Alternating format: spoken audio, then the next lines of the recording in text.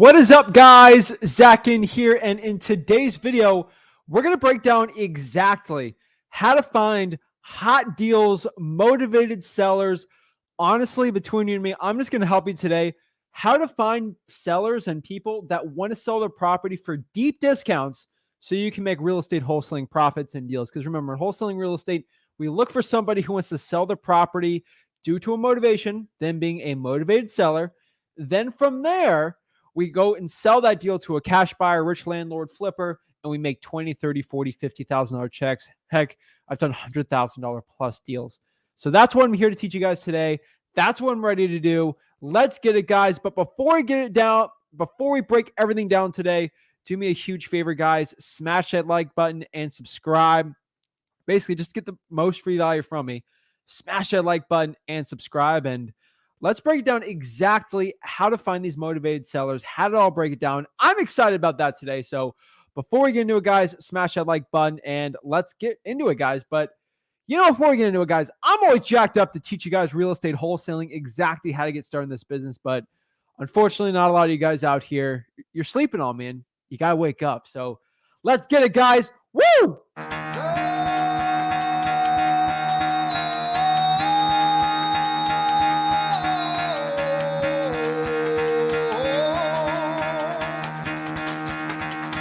Get the fuck out of bed, bitch. Go.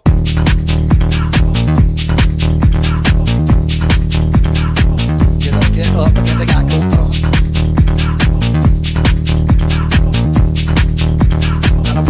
Time to wake up, bitch. Get up. Get up. Get up.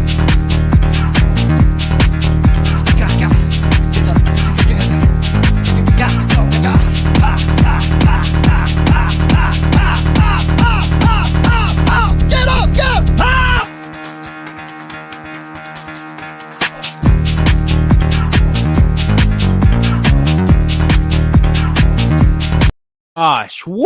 I love it, guys. Let's get it, guys. If you are ready today to change your life with wholesaling real estate, I'm here to give it to you, guys. I'm ready to go. Let's get it.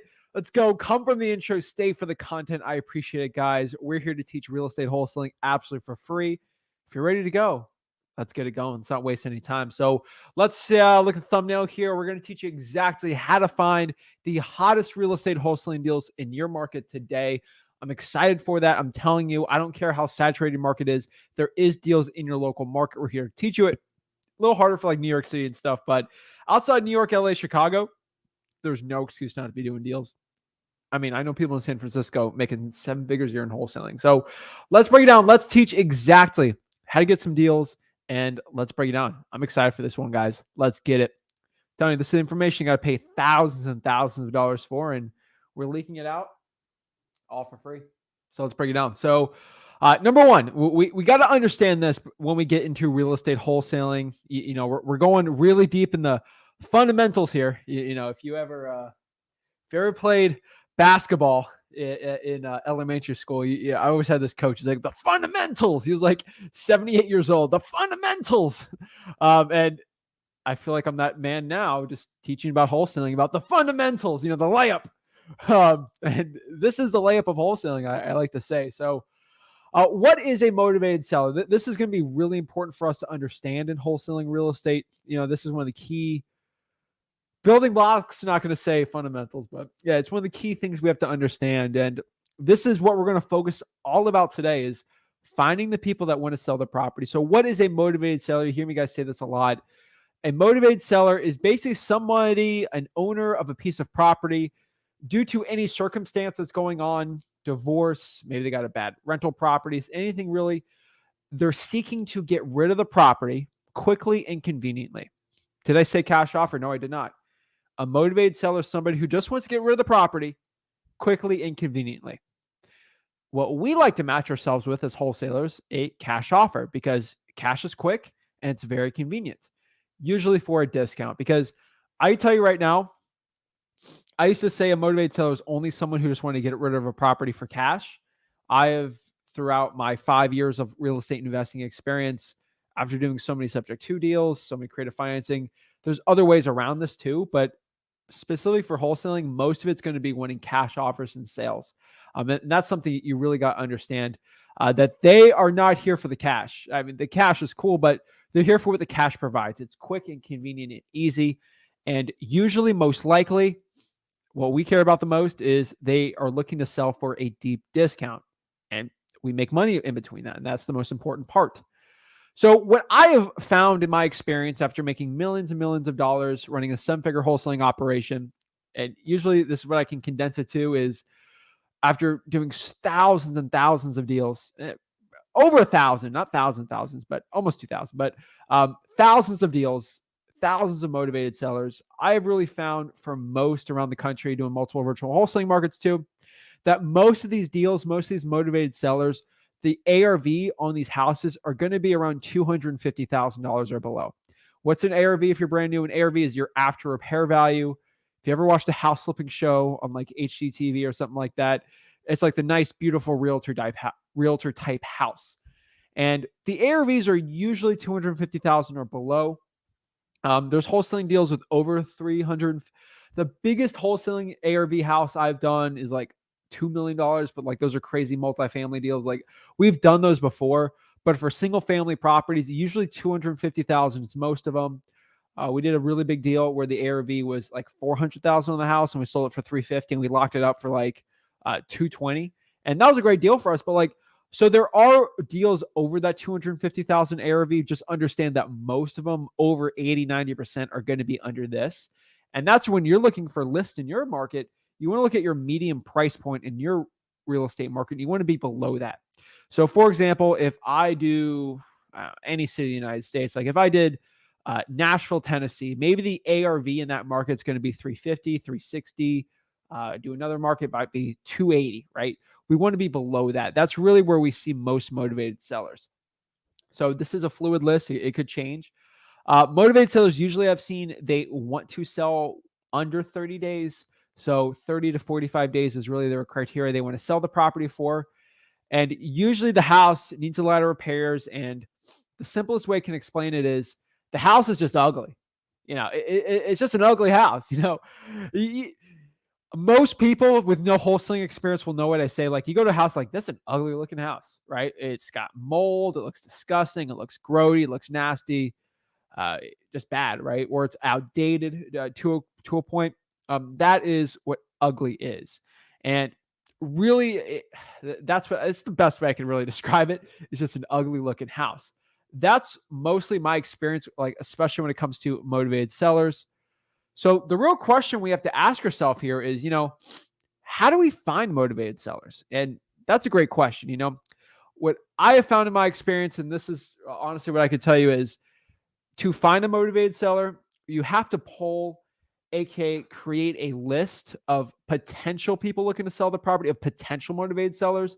So we have to create a list of homeowners with certain criteria in mind, and that list will have a larger than usual chance of being a motivated seller. So for example, I just go to like the tax rolls, which basically shows every single person that owns real estate in my city.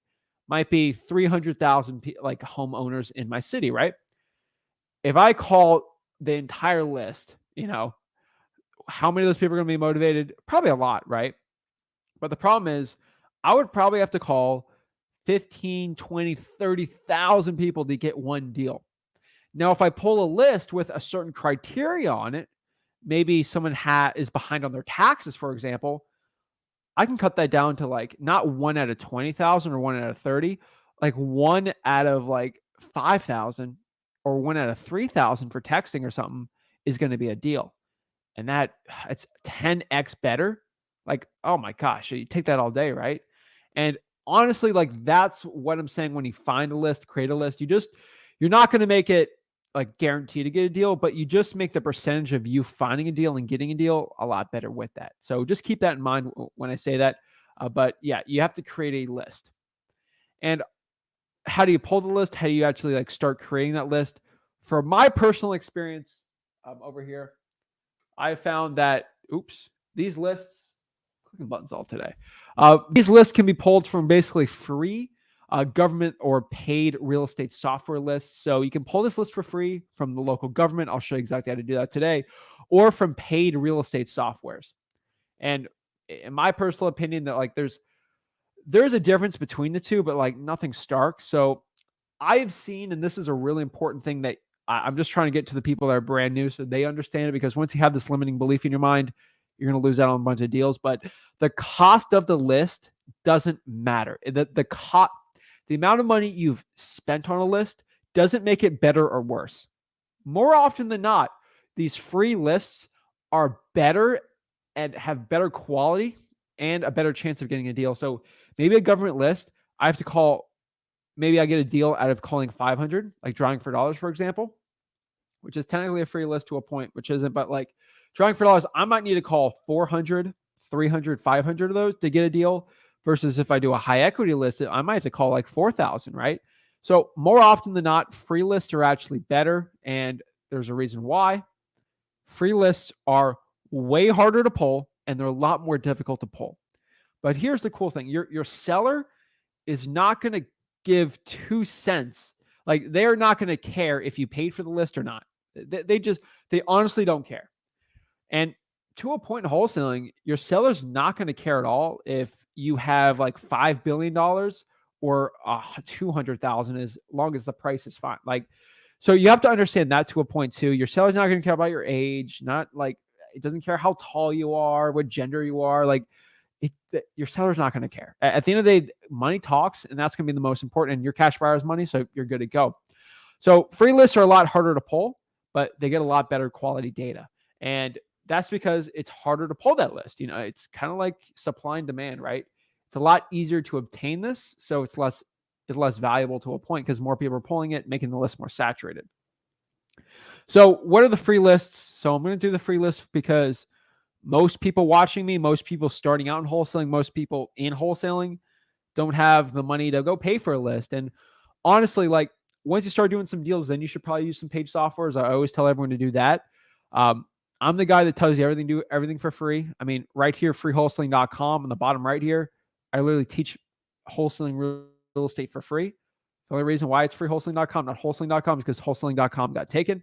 I would have paid like 30 grand for that domain, but it wasn't even available. But so I just took free wholesaling because I teach it for free.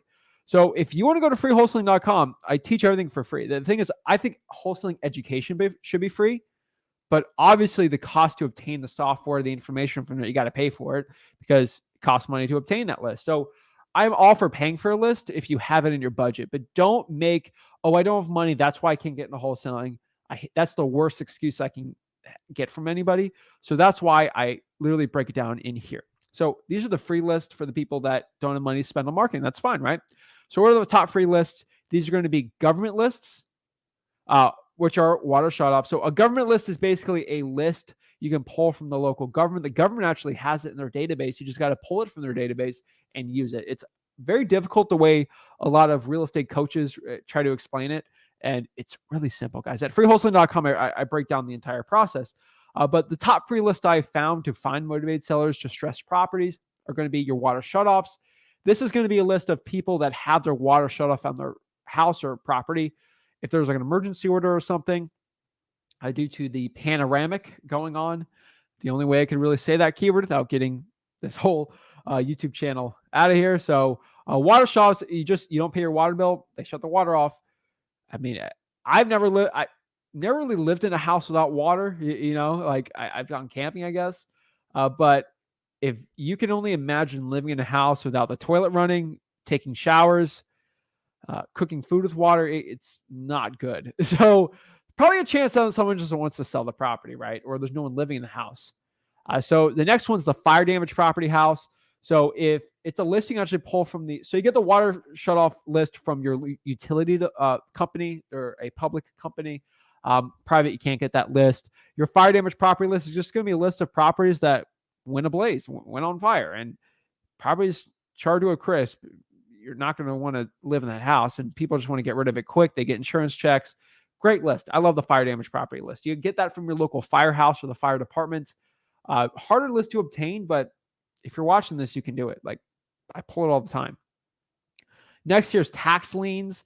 So there's definitely there's a couple lists on here. So I'll give you an example between a free and paid list. So a free list is a tax lien list. So this is a lien on a property. Basically, if I have a 3-bedroom, 2-bath house and it's worth $300,000, $200,000, whatever it's worth, and at tax time, I have to pay $1,000 for my taxes. Okay. City government, we're not going to do the whole tax debate, but $1,000 property tax, right? Pays for your city, municipality, courts, stuff like that. So it's great, right? The tax lien list is going to be people that haven't paid their taxes. So usually about 2-3 years, if I haven't paid my tax in like 2 to 3 years, you're going to get a lien on it. Basically, when I sell the house, I'm going to have to pay back those back taxes. It's basically a court order. And it's really easy. Just go to public records, the clerk of the court in your local county or city, and you can find a list of all the people that are behind on their taxes. It's public information and pretty interesting. I'm not going to the whole privacy rights thing, but you can do it. Now, tax liens, you usually have to be behind 1 to 2 years before that even pops on. Now, you can get like a tax delinquency list, which pulls it from the property appraiser, which technically is on the clerk of the court. And that's a list you have to pay for because they're scraping data. It costs money to do that, of people that are behind at least a year. So the tax lien list might be 2 to 3 years. You can get just people that are behind 1 year, which is a good indicator too. You kind of get that list before everyone else using like a paid software like listrei.com or zachdata.com. Just understand that. Next here is pre-foreclosures. I break down freewholesaling.com, the entire pre-foreclosure process. It's a tad more complicated than like explaining a tax lien. So I have like a 2-hour training on that at freewholesaling.com. But basically, when you have a mortgage in place, you have a loan with the bank and you're behind, usually 90 to 120 days. So about 2, 3, 4 payments. Your bank's going to say, hey, you haven't been paying. We're going to do a court action. We're going to try to take the house back if you don't pay in the coming months. And usually you can save that. You can save it, either get the back payments done, or you can list the house, sell it, or the property goes to auction. And this is a list of people that are just behind on their mortgage payments, and it's a really good list. Love it. So it's definitely one I do recommend. It's definitely a good one. And last but not least, there's a million free lists. Again, freewholesaling.com. I really break it down. There's one more after this, but this is going to be the IRS or credit card lien list. Killer list, I'm telling you right now. These are people that have not paid their federal taxes from the IRS. IRS puts liens on people all the time. We love the IRS, the great people. And the credit card lien list, people that are behind on the credit cards. They're not paying the credit card payments, right? So sometimes people pay their taxes, but not the credit card. So like they pop up on different things. So just understand that. And last is the arrest record list. So people that got arrested, those people that they got to sell their house too, right? Like they're homeowners too. Right. So not this is a big myth people get. Not everyone on the arrest record list is like this violent criminal, right? I mean, I had someone who, they sold their house to me because they're shoplifting, and not a violent, it's not a violent crime, right? And they're human beings too, like they're citizens, and they got to sell their house too. And people that get arrested, a lot of them want to sell their property, so it's definitely a good list to be going after too. So what are my top paid software lists? So these are softwares you got to pay for. Listrei.com, zachdata.com. Those are the ones I use. You can use whatever. Those are just links for free trials.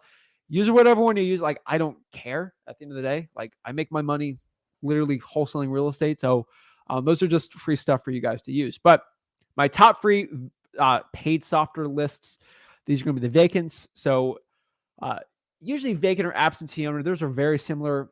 Just it's how they pull it. It's like a tad different. Like vacant is literally just people with that green slip. So what's a vacant property? Technically, a vacant property is like, it's a USPS. So the United States Postal Service, if you are not collecting your mail, I think after 2 or 3 weeks, they'll just stop mailing to you. And the USPS labels it vacant, right? And in Florida, they put a green slip that just says vacant. And so now they're like, okay, don't send that to that mailbox. It's just a lost cause, right? So that is technically a vacant list. Now, absentee owner, they calculate differently. It's not from the United States Postal Service records. It's basically a record of them showing that nobody's living in the house and the owner actually doesn't live in it. And no one's, so a rental property, hey, I don't live in the house, right? but someone's living in it, that's probably a rental property. That's where the software pops it up. But if no one's living in the property, okay, and then this person who owns it's not living in the house, it's absentee, it like they're like 1% off. They're very similar. So I put vacant on there. You can do absentee if you want. If the property's just sitting there vacant, they're losing money. They got to pay taxes. It's burning a hole in their pocket, right? Probably a chance they want to sell it for cash, right? Higher than usual if you just do like just a regular list, right? Next here's high equity. High equity is probably the least motivated list, but they're really good deals on that list. Like if you get something on there, it's going to be really good. It's kind of like deep sea fishing to a point. Like if I go to like a regular lake, I can catch bass all day. It's like 5 seconds. Now, if I go to a nice big huge wreck and I try to get this huge like if I go out here try to like catch a big wahoo, Goliath grouper too easy to catch, but like a huge fish, like let's say for like a blue tuna, it's a lot harder to catch a blue tuna, but once I catch that blue tuna, it's better than any bass you can catch, right? So I look at high equity deal. Like these are 50, 60, $70,000 deals we usually do. And usually 40, 30, like if you're a beginner and your acquisitions isn't too good. And they're big deals versus your average deal might be 5 to 10,000, right? So these are people that have a lot of equity in their house. What's equity technically? Equity to a technical level is if you just don't owe a lot of you don't owe a lot of debt on the real estate. So if the real estate is worth 200,000 and you owe 10,000, you have 190,000 in equity. 190 divided by that 200 was that 95% equity, something like that. Just high equity. Equity is usually above 60% here. Next, here's the tired landlord list. So why am I going after tired landlords, not regular landlords? A lot of regular landlords just like being a landlord. They got rental properties, good investment, right? Love it. Cool, right? So you have to understand this, though, that landlords that own properties that's just been sitting there for a while, and maybe the landlord's getting older and they just want to get rid of it because it's a headache being a landlord. I'm a landlord. It's a headache sometimes. So if a landlord's in a criteria that makes them kind of sick and tired of the real estate, they've owned it for a while, they're getting older, and they got equity in the property, they just want to get rid of it for cash, right? Maybe the tenant is just trashing the house or something. Really good motivation with that list. And number 4 here is going to be the zombie properties list. Everyone goes crazy for the zombie properties list, right? It's a buzzword in wholesaling. But really basically what a zombie property is basically a pre-foreclosure, kind of like what I explained before, behind their mortgage payments. And they stopped paying their mortgage and then they skipped town basically, where they left the property. It's basically a vacant pre-foreclosure. The best way I could explain it. So it's someone who's behind the mortgage and then they just stop living in the house. They kind of abandoned, like the bank's going to take it over.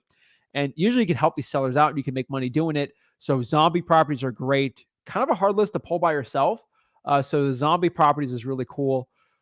Vacants used to only get that data when you were a 501c3, basically a nonprofit. Did a lot of research on that like years ago on doing it. So that's why I'm kind of, I know that pretty well when I won't get into that. But zombie property, like it's a very hard list usually to pull, but the software makes it really easy to do. And good deals, like I get really good deals from that. So those are basically the paid software lists. Those are lists you can basically pay for, and they work really well. Like, again, this is kind of like a broad macro view of this. There's definitely more nitty gritty ones. The one thing I would explain for a beginner here on finding distressed properties is drawing for dollars also. I love drawing for dollars. I do think it's one of the best ways out here to actually find deals. And that's when you get in your car and you drive around and you just look for ugly looking houses. One of the best lists out there. And in my opinion, all you really got to do is just skip trace that list. So find the people's phone numbers of all those lists. If you want to pay for it, use like a zachdata.com or like True People Search if it's free. You find their phone number, you call them over the phone and ask them if they're the owner of the house and if they want to sell it, meet them at the property, you're good to go. But this video is more of a how to find motivated sellers. So these are the lists. And just cold calling is going to be the best one. Now, if you got some money, SMS text blasting, reverse drawing for dollars. If you want to learn exactly how to market out these channels out, again, freewholesaling.com has the entire training. But that is my story. I'm sticking to it. That is how you find motivated sellers. Let me know if you guys have any questions with that. But really what I want to do right now, really quick, is just show you some examples. So I will do here the let's see. I'll show you this quick example. So I'm gonna go here, like just show you like how to do a free list really quick. So this is all at freewholesaling.com, by the way. But like I'm here on the Palm Beach County Clerk of the Court website, right? This is one of my local markets. So I don't live in Palm Beach County, but I mean, pretty close by me. So what I'm just going to click like official records. I'm going to click accept here. Make sure you guys can see that. Yeah. And so basically what I'm going to go here is like go by like property type, or I go by document type, and you can kind of search it from there. And sometimes it gets a little difficult, but like you can search properties from here, search certain issues with the property. So you do the book and page, CFN, stuff like that. You can actually find motivations from there. These are like official records. Now, you can actually go back here. Let me go, hold on. Trying to find the court docket. Where is it? Hold on, let's go back here.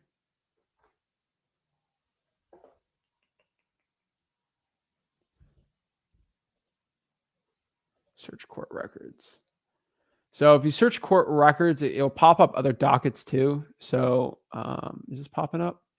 So each one's different. So like Palm Beach County is like they make it a lot more difficult for some reason. I don't know why, but they just do. So all I have to do is go to the public court here. So the court records, not the public records. I forgot.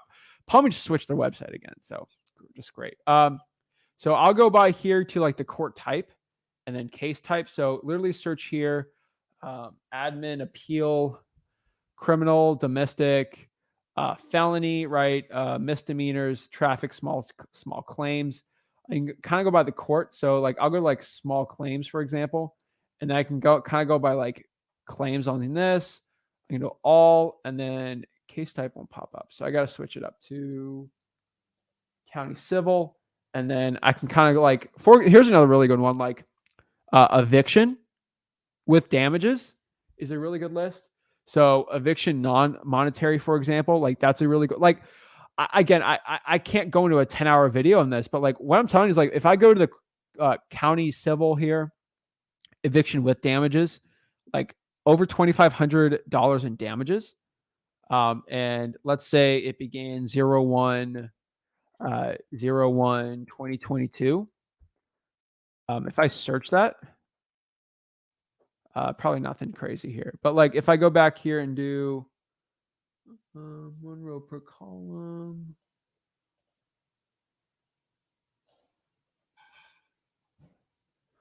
so the over $2,500 that probably not good list, but if I go here to like 2,500 to 15,000, this is a good one right here. So like if I'll go by file date, right? I want to go to the nearest one. So this is going to be a really good list. So like this is an example of Palm Beach. People tell me Palm Beach is too crazy. All I got to do is go here to property. I'll probably skip the property management company, but go back here to right here. We'll do this one.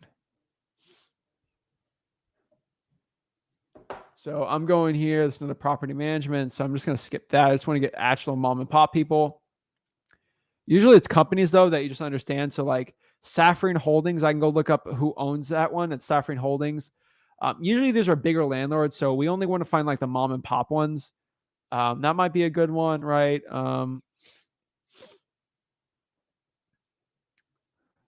This is a good one here. Like Uma Thurmila versus Terry Myers. So you just look up at this lady. So I'm going to search this last name.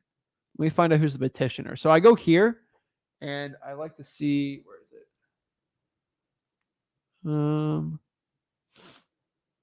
Where was it? I think it's Terry Myers, right? So I go here. So I think Terry Myers is the owner. So I'm going to copy this, and now I'm going to go to the property appraiser. So let me go to the Palm Beach County property appraiser. Palm Beach County property appraiser. It kind of pops up here.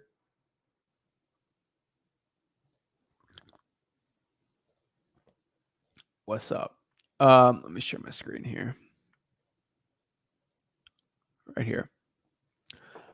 So let's go. So Terry Myers, right? So just pop that in. Let's see. Myers. Go by T. All right. There's too many Myers, actually. That's crazy. All right. We're going to go by Myers. T? I'm going to search Myers, I guess. And so we got a lot of Myers. Okay. So we're just going to go by here. Keep looking. You guys see me, right? So there's a lot of Myers and Palm Beach that own real estate. So it's kind of a bigger one. So I have to manually go through this, which is fine. 15. So TE, right? T. So Terry Myers is right here. So this is in Jupiter. So this is the property which they evicting the person I've seen. So this would be it. And so this person had damages to that rental property. So I can go look up the location address here. And they could own it or not. Let me see here. Yeah. So for example, I can look this up here. So there's a couple nuances in the state of Florida, which you have to get experience doing, but I'll show you really quick. So I'm just looking at this piece of property right here. This property does not, does it have one? Wait.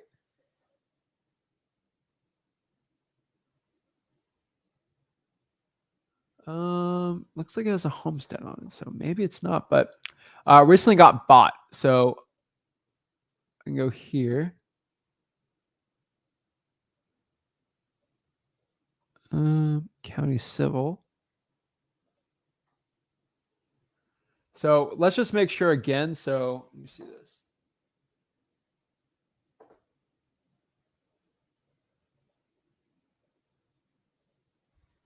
So let me pop this up really quick.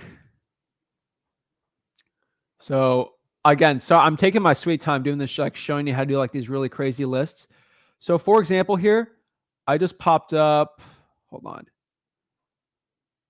So I just went here to just showing you, I went to the case here of the eviction list. And do you see here, I went to party names and case information, right? So it looks like the plaintiff is the Thurmland person.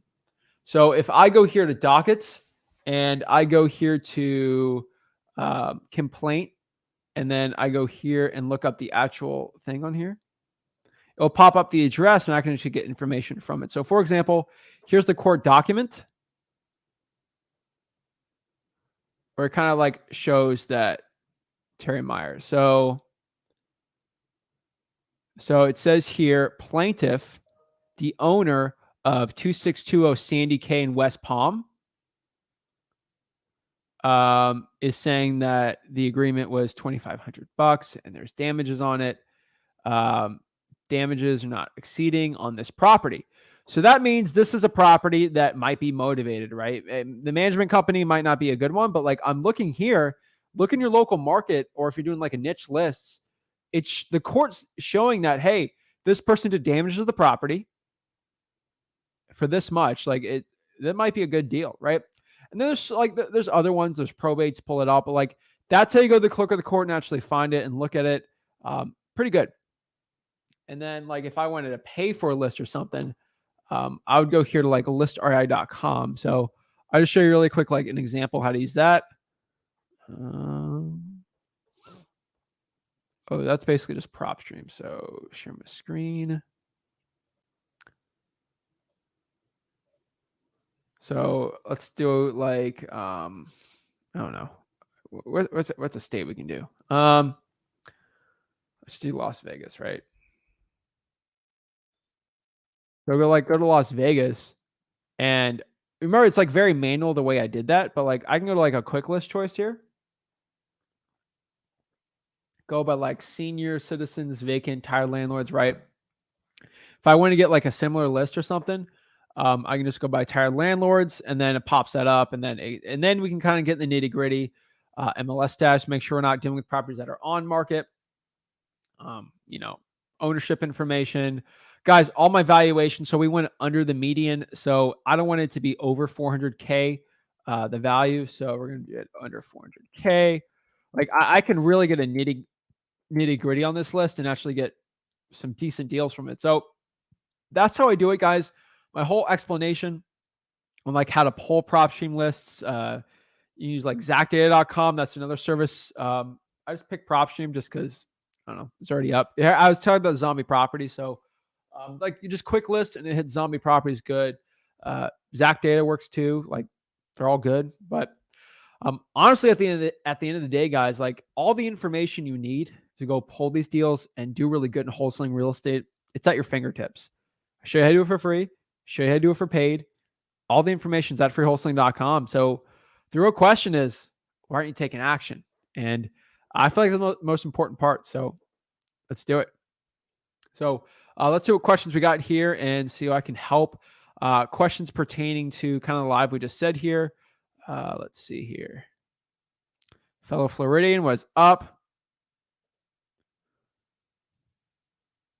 All right, let's pop this up. Hold on.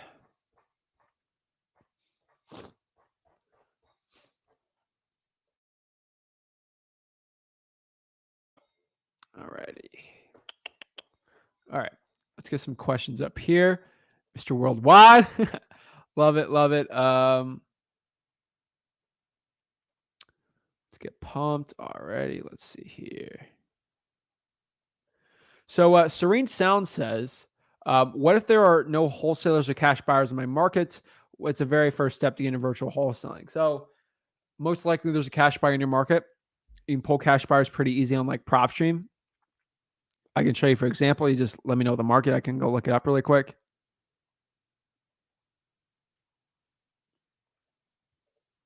Hey, everyone, if the AMD wasn't deposited to the title company or even the contract wasn't turned to the title company 48 days of void, it depends on the contract. If the contract says it's void, then most likely it is.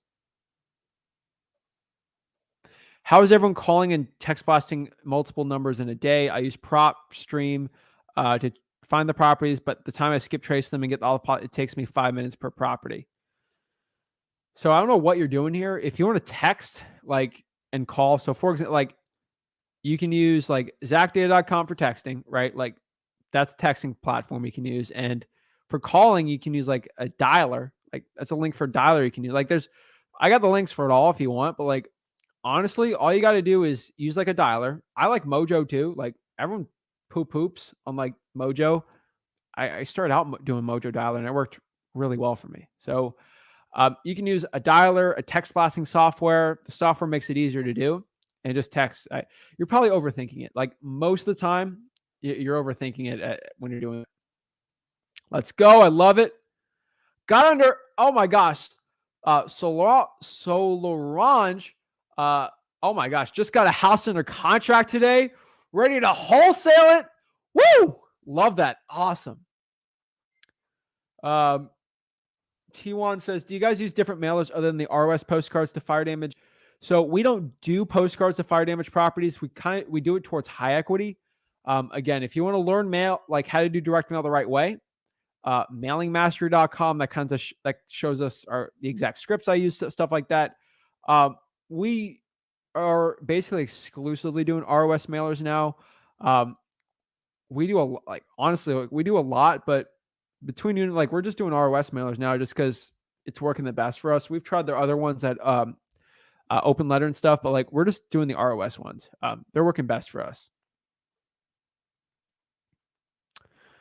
Unbolted says, but the calculator I have says my maximum allowed offer is 211. Should I get the seller's price or should I get it lower? Lower than your MAO is kind of how it works. All right. So everyone knows here Wednesday, Thursdays, we talk to people one-on-one. So if you want to talk to me one-on-one, learn exactly how to get started in this business. Love to talk to you. Love to see how I can help you guys out. And yeah, so let's pop some people on here. So let's go switch this. Where is this? I think we're working. All right. Pop some people up. Let's talk wholesaling real estate. Hello. Hey, Corey. Zach. What's up? Bro, how are you? Doing good, man. How are you? It's been a pretty good day blessed, today. man. Awesome. I wanted to hop on here today and talk to you about this objection I had on an appointment today. It's kind of one of those ones I tried to overcome it, but I don't really think I did. So it was another multifamily property I'm working, another quadplex. I found it another driving for dollars leads, but it's a tired landlord also. I started cold calling this morning. It was probably about an hour into my session. Got the seller on the phone and, asked if she was the owner and went through all that, asked if she wanted to sell. And she said, "Oh, Lord, yes, I want to sell," was her exact words. So I was like, man, just motivated. So, did some basic qualifications over the phone there, went on the appointment. She showed me all the units, got pictures and all that stuff. And we just started talking, took some time and talked, build rapport and things like that. And the objection that came up, she started talking to me about a year ago. She had the property tied up under contract with another wholesaler in my market. And that wholesaler, I don't know the specifics of what happened, but they tried to get an extension on the contract. They told her all the title paperwork wasn't ready. You and I probably know that they just hadn't found a buyer yet. Yeah. So they tried to get an extension, and she said that she had to get a lawyer to back out of the contract. Ooh. Well, now, because of that bad scenario she had, it just so happens that wholesaler uses the same title company that I use. It's the main one for investors around here. Nice. So she is overly, when I say overly, I mean extremely worried that if we go through this title company, she thinks for some reason if she signs the purchase and sale agreement that she's signing the property away. And she was asking me like, well, how do I know I'm going to get my money? And I want my money the same day. And I tried to tell her like, they'll either wire it to you or they'll put a check in your hand on closing day when we sign the documents. And she's just really overly worried that she's not going to get her money. And, I try to explain to her that all the funds go into an escrow account. That's a third party person and they represent you and me. And, I tried to overcome the objection. She's just overly worried that she's not going to get her money and we're going to end up with the property still. And she was going as far as to ask me like, well, the title company, who's the check going to come from? And I was like, well, it comes from their escrow account. And so the appointment pretty much ended with, we agreed on a price. We had a price and everything was good. I just couldn't get that commitment to sign without her wanting to go and do some more research on the title company. Offered to use another title company. She didn't want to use that one. She recommended a title company she wanted to use, but they don't do assignments. So the appointment pretty much ended with she wants to sell it. She needs to sell it, but she wants to do some more research on the title company and wants to have her lawyer look over the purchase and sell agreement. So okay. There's literally only one thing you can do here. One thing. Okay. All right. You ready for this? Let's hear it. What kills all deals, right? Right. Time. Time kills all deals. So you're going to have to go with this. What's the potential profit on this? Probably about another minimum $20,000 assignment. Daddy, can you give me a Okay. Band-Aid? Unfortunately, this is not what you want to do, but this is what you have to do. Come, You're going to have to guarantee. please come. All right. You're going to have to guarantee. So we got some kid problems. No worries. We got He got a scrape on his back. He wants a Band-Aid. Oh no. Hey, Basically what you have to do is there's either two examples you have to do right here. So you can use that person's title company, kind of like what Rick said last week. He was talking about this. They need to pay for all the title, right? Okay. But here's the problem. What was the issue with them? Why aren't you going to use that title company? Well, the title company that she recommended to me that she would be comfortable using, I called them and they won't do an assignment. So I would have to do some form of double close. you're gonna have to double close with that Right. title company, and they're gonna pay for the title. So Yeah, my that is the only question way. on So now double here's the problem. closing. Go ahead. Now, here's the problem. They might not let you double close. So there's two things you can do here. And unfortunately, this is probably gonna be your best bet. You're gonna have to find another title company that's like 30 minutes away or 20 minutes away that's gonna allow you to double close. Right. And that's what you're gonna have to do. If she's so what I would also do, I've been in the situation a couple times because I got greedy wholesalers all over me. I would meet with that seller at that title company with the owner of the title company. An owner will meet with the seller if it means getting that thing done and just asking, or the title agent, and meet them there with a contract, go over the contract together and get it signed. And then she can ask the questions to the title company and they can basically give her a guarantee. See, that actually might work out pretty well because the title company I use, they have an attorney on staff, and I've got a pretty good relationship with that attorney. Like I can call her up and set an appointment. Between you and me, bro, that seller most likely when they say they're going to see an attorney, they usually never do. They have like a paralegal third cousin once removed neighbor that's going to look at it. Yeah. So if you say, hey, I actually have a third party attorney who helps me close a lot of transactions, who works for that title company, why don't we just, no obligation, why don't we go meet with them? And if all your questions are answered from that attorney, we can sign there and get the agreement done. Right. Usually should be no objection. She was just really overly worried. Yeah. Hey, you'll save thousands with an attorney. She wanted to know like all my contact information in case that she had to sue me and things like that, and asked if she could see my driver's license to make sure I was who I was saying I was. And you got nothing to hide, man. Yeah, exactly. You're a man of your word. You got integrity. Yeah. You're fine. Now, you can only be sued if you're doing deceptive practices, right? Right. You are lying to the seller, which you are not, right? You're being open and upfront with them. So you're doing everything the right way. Now, the only thing you can get technically sued on is if you cloud the title, you put an affidavit when you don't have it locked up, right?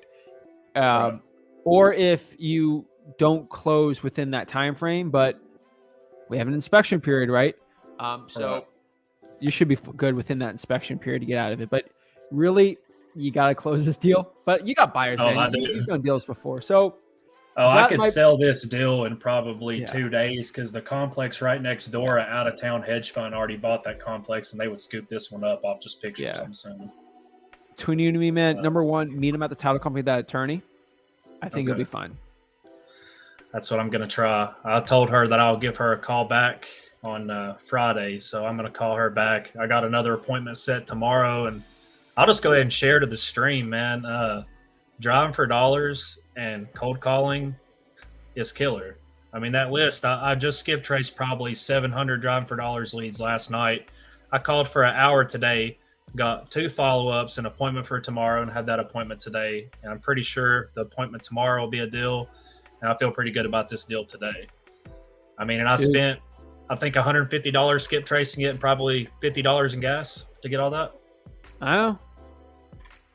People are sleeping on it, man. They're sleeping on the drive for dollars. You know what? I can only say, I say driving for dollars probably 50. I say the word driving for dollars on this YouTube channel probably 100 times a week. Oh, no doubt. I don't know how more I can say. I don't know what else I can do. No. It works, man. I mean, you've already heard my whole spiel about it. You've kind of said before what you're trying to get virtual. The number one thing I'd be focusing on is finding young investors in your market and have them drive for dollars for you. Just, you don't have enough time to drive for dollars. You don't have 60 hours a week to drive. Have them do it and you split the profits. Yeah, I got 2 people that drive for me right now, and 50-50 splits, and I still drive on my own, and to try to get some deals that I get to keep all the equity myself. But I had one more question about double closing, something that I had explained to me there the other day. Yeah, that's probably not a good deal for it, but yeah. Yeah. So I'm hoping I can just do, like you said, meet with her at the title company with the attorney that they have on staff there and kind of have some of those objections hashed out and get the contract signed and go from there. But And they're a third party, so it's trusted. Like they right. kind of like you're talking in a way that you want to get the deal, right? It's kind of better from a third party. Yeah.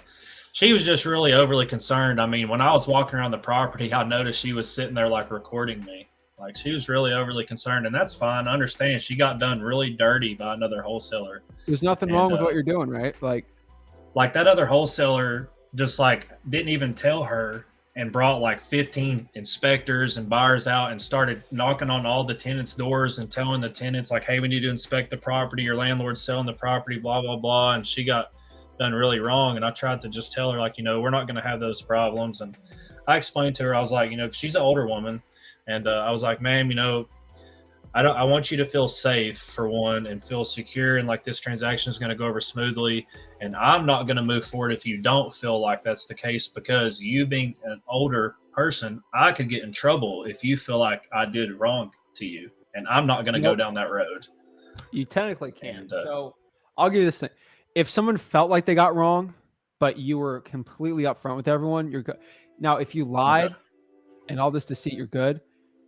If you do a deal and they feel they regretted it 4 years later and they were older, you're not going to get in trouble for that.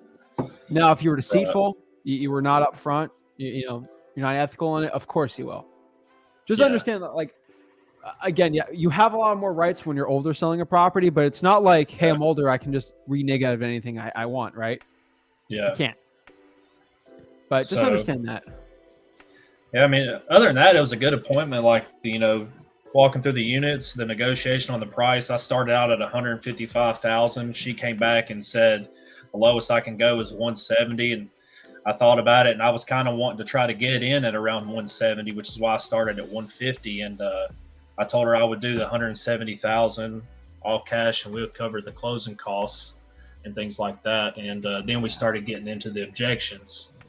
But I'll keep you updated on what happens. I think I'll be able to get it locked up. Why don't meet that with the attorney they have at the title company?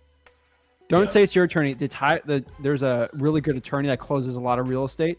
They'll save you a bunch of money, save me a bunch of money, and have them go over everything with you. Okay. That's what I do. Personally, I would do that first. And second, I'd personally just close on the deal, but I'd have to get like a stupid, insane like price for it to even work on another title company. There's too much risks. But those would be my options, and you know what to do, man. Yeah. One option I might explore with her is there's an actual real estate attorney up here that will do assignments. I might see if she wants to set an appointment up with the actual attorney, and then if everything goes good, I can have that attorney handle the closing, because he will do an assignment. Yeah, but if he's gonna say, I advise you not to take that, you can get a higher offer. I've had that before. I've saved those deals, but you should be fine. I would do the title company, because the title company doesn't care what price it is. Right. I've had attorneys. They're risky, man. Like, they're unpredictable. Yeah, that is true. So my last question, and I'll hop off here and give somebody else who needs a little bit more help a chance. So when you're doing a double closing, I've seen the traditional method. Say I wanted to close on a property myself, I would fund it myself or go to a private lender or something like that, and I would close on the A to B transaction, and I would turn around and sell it to the buyer on the B to C transaction. Well, somebody pointed out to me a method the other day that you can have the end buyer kind of fund everything in reverse. So C would fund B, which would then fund A. So the cash buyer would come through, sign all of his documents, submit the total price of what he's going to be paying for it at the end into escrow, and then those funds gets distributed over to me and then distributed off to the seller. So it's kind of goes CBA, and then I just keep the difference from B to C. Have you ever heard of anything like that? It's called, I think they told me it was called single source funding or something like that. Florida, it's like double closing in escrow. It's something double closing in something. Yeah. I think it's double closing in escrow too. Yeah, they're different verbiages, because it's technically not a term, but it's basically when you use the cash buyer's funds and they're paying 200, you locked it up for 150. So they'll take the 150 on your end, and then they'll fund the extra 50 to you. I've seen that happen before too. You need a good title company that would like that. Okay. Some are like, hey, that's fine, right? It's like Yeah. I don't know the state laws, but like for most, it's not illegal to do that. But some title companies just won't. Like, it's legal for you to do an assignment in Tennessee, but some title companies just Right. don't want to deal with it, right? You're gonna have to find a title company that investment title company might be able to, might want to. Yeah, I think the one that I'm using now will actually do it because I had seen a You don't deal need that to, another wholesaler did, and it was on a big multifamily complex, and they closed in reverse like that. And, Oh yeah, if I know up front they didn't have the $400,000 to fund the deal themselves, so they closed in Yeah. reverse. I'm almost I mean- positive. I mean, if you legit have the if you're making over 40, I would be doing that all day, Yeah. all day. I we have a vlog coming out. We were like we had a deal. It's like 25 grand, 30 grand. We're like, okay. End up the buyer just like so many buyers wanted it. We sold it for like 40. And then the Right. buyer was like kind of new and shaky, but it was the only buyer that was gonna make 40. Everyone else was like at 30. I was like, let's just double close and be sure. And I kind Yeah. of break down the product, but like I do all the time. It works really well. Now blind HUDs are the best, but that's an illegal Yeah. gray area. So double Yeah. close it, man. If you're making over 40, but you should ask the Yeah. title company about that. Yeah, I'm gonna give them a call tomorrow. It was too late today. Once I kind of started diving into the method a little bit more, and I got the closing on the other quadplex with the 37,000 assignment Woo! set for next Thursday. Oh yeah, I'm ready to go, man. love it. So, look forward to it. But I'll hop off here. I'll let somebody else hop on, and I appreciate the advice, man. I'll take action No on it. I'll worries. let you know how it goes. Appreciate it, man. Keep it up. Have a good one. Awesome. Woo! Good job, Corey. He's getting deals, man. He's an action taker. I love seeing that, you know. Love it. I love it. Joel's coming up tomorrow. We'll see, man. We'll see the results. See if you got the calling or not, you know. I'll know by the action. That's how I always know. Justin.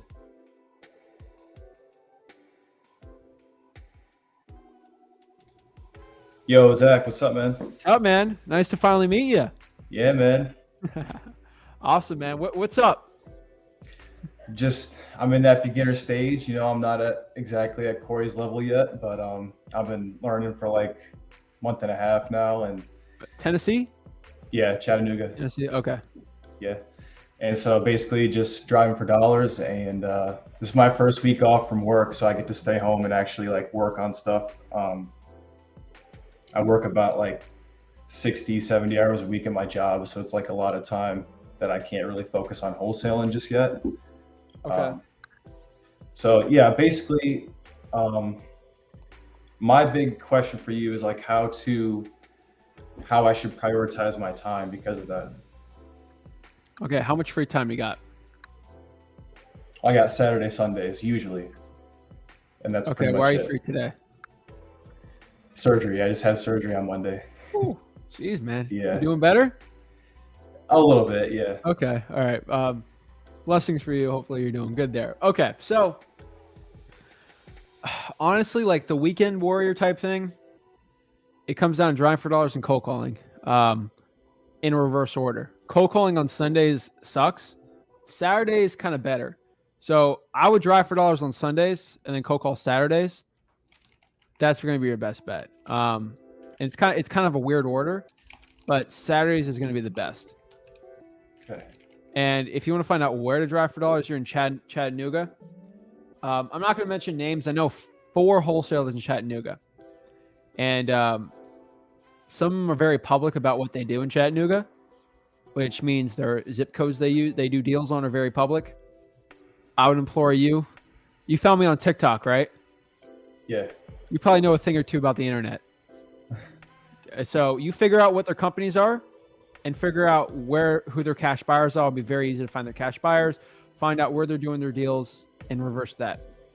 I think it'd be pretty easy for you to figure that out. That's how I'd figure out the hot markets to drive for dollars. Drive for dollars there. Should be good to go. All right. So drive for dollars Sunday and call on Saturdays. Yes. What about texting during the week?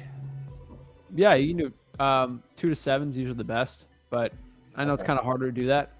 But you can do 7 to 8 if you really want. Yeah, All right. that'd be my opinion. Like that's probably gonna be your best bet. And then you could also, like, if you want to get kind of crazy, you can do some reverse drawing for dollars too. Just grab some sticky notes while you're driving out, and you see a really ugly house, just slap that sucker on, and you'll be good. Hey, this is Justin. I had a quick question about the house. Give me a call back. Put your phone number. You'll be good to go. Sounds good. Oh yeah, man. You don't want to waste your time. You kind of saw like what I had there, like that eviction list that I pulled in the beginning. Like I would pull, like there's probably 5 or 10 of those in Chattanooga for the past 3 months. I would just slap those things on. Be good to go. In other rental communities, you know, you can see you get some tired landlords from there, but I'm telling you, like, pull those government lists, do that. That's what I'd do. Sounds good, man. You got it, man. Yeah, I appreciate it. Appreciate it, man. Thanks for the love, support, and see you soon. Thanks, man. I appreciate it. All right, thanks. Awesome. Love to see it.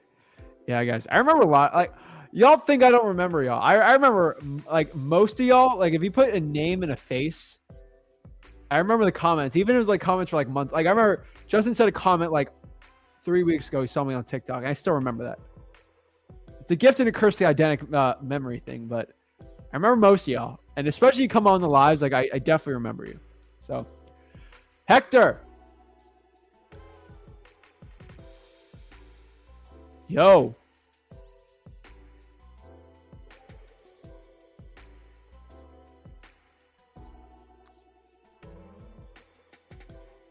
Can you hear me? Hey, oh, there we go. I had to unmute myself.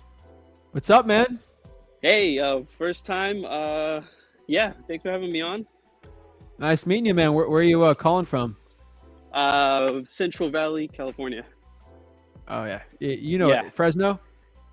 Yeah, pretty much. To Good market, generalize, man.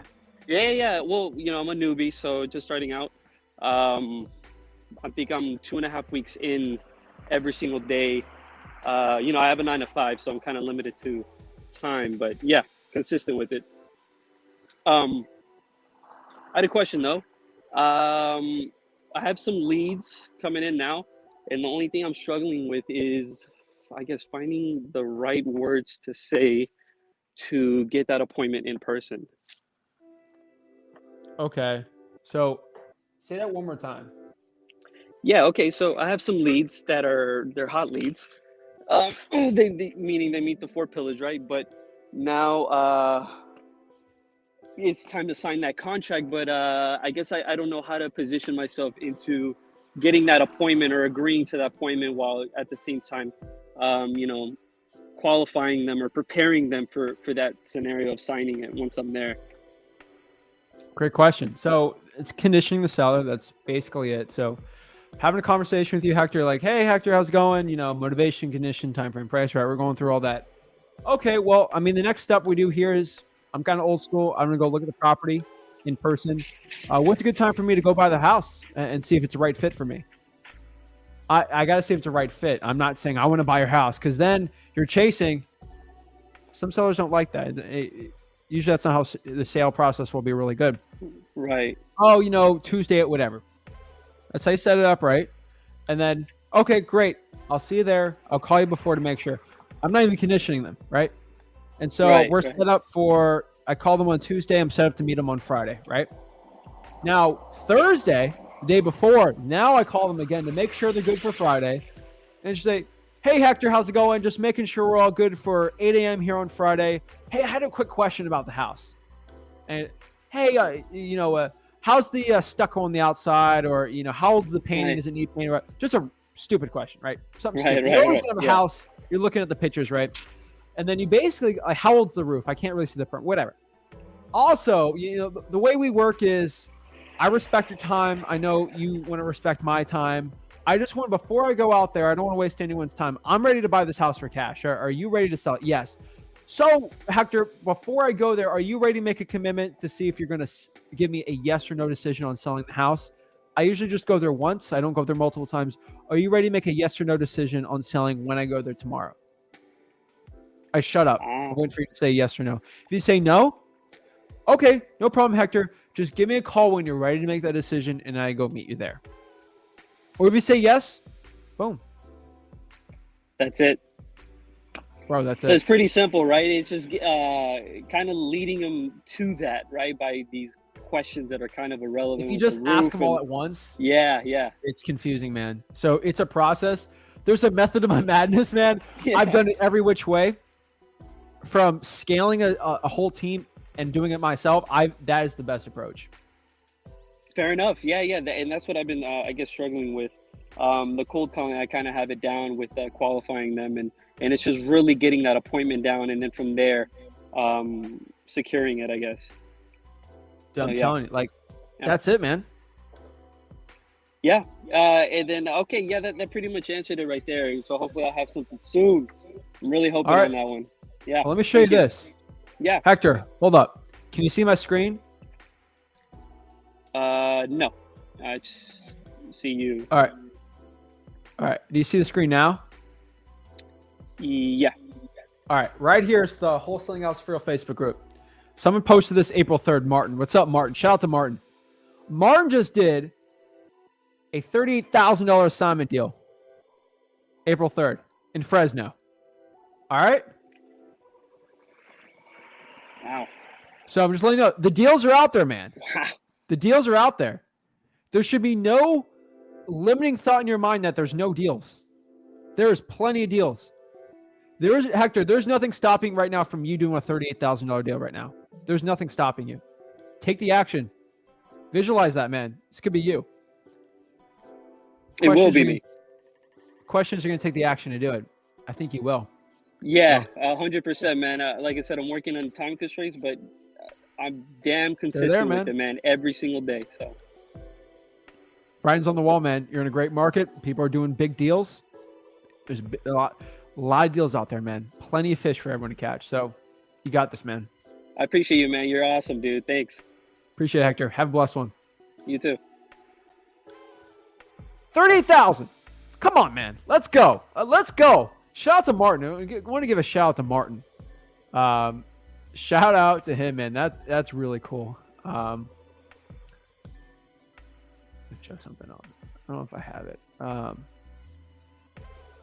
I'll pop it up again. But like, come on. Like, yeah, people. There's so many people posting their first check. I love it. Zach, I just picked up my first check. I don't know who that is. It's under Facebook user. Let me see here. Hold on. Let's see. Got the first check. Alexis. Congrats, Alexis. Good job. Awesome. Love seeing people with a success. Let's go. Alrighty. We got next. Van. Oh, hey Zach. What's up? How are you? Oh, I'm a bit crazy right now. Like, holy cow. I'm worried about my purchase and sales agreement right now. So when we turned in a purchase and sales agreement, we did it a week after we signed it, and we didn't turn the EMD to the title company. We turned it to the seller. Would that void the contract in any way? No. Depends how the contract's written, but how much of why did you give the EMD to the seller? He asked for it, and we gave it to him. Hey Van, can I have 10 grand right now? Maybe. the way you give out free information, it's well worth the cost. Can I get 10 million from you right now? I don't have that much yet. Not yet. Soon. You just denied me of a ridiculous request. Yes. Right? Right? I just gave you a ridiculous request. That seller just gave you a just say, hey, no, we usually give it to the title company. That's how it works. It's a third party. Right? So I would let them keep the 100. They got to give it to you back if you back out. It's a lot harder to get that, man. You should be fine though. But that's how you lose your money, bro. I'm not saying anything mean. I'm just saying like that's how you lose your money. Don't do that. I've never said that in a video, so just FYI. You should be good though. So the contract I used was from freewholesaling.com. So okay, it should be. I'm sorry. What state? Louisiana. You should be fine. Make sure you can get confirmation. The title company gives confirmation that the EMD was put in, and the seller should say yes. So that should be fine. That's the only thing I would do. Okay. Well, thank you very much for answering my question, and thank you for all the information you give me, man. This All is right, like man. great stuff. Holy cow! Thank you. I appreciate it, dude. Keep it up, man. Thank you. That's the last EMD you give to the seller, okay? Yes. That was How much mistake. was it? How much was the EMD? 2,000. I know. I shouldn't say that. I am. That's the last EMD you're ever going to do a seller. I need you to tell me that. Yes, that's the last one I will give to the seller. I will give it to the I title want the company full always. sentence.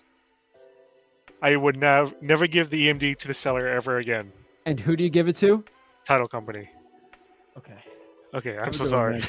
Ask me any questions you got. I'm here to help. This is why I do the one-on-one, so we don't have this mistake. Okay. Okay. I love you, man. Thank you. Love you, man. Keep it up, dude. You got this. Okay. Have a good day. Bye.